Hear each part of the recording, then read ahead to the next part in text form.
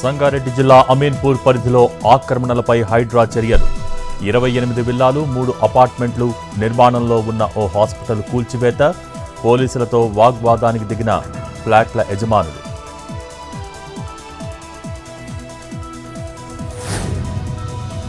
అల్లూరు జిల్లా చింతపల్లిలో వరద బీభత్సం రాళ్లగడ్డ వంతెనపై ప్రవహిస్తున్న వాన నీరు నిలిచిపోయిన రాకపోకలు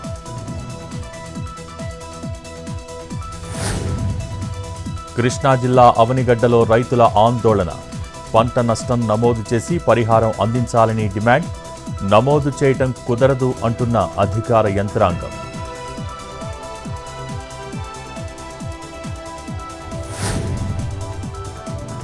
యాదాద్రి జిల్లాలో దారుణం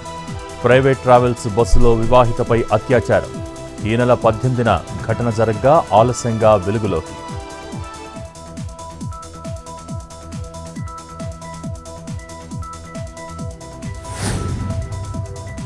జమ్మూ కాశ్మీర్ జాయింట్ ఆపరేషన్ టెర్రరిస్టుల కోసం కొనసాగుతున్న వేట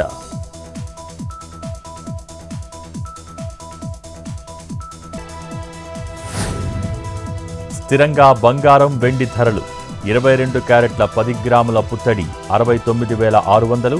24 క్యారెట్ల 10 గ్రాముల పసిడి 75,930 కిలో వెండి 98,000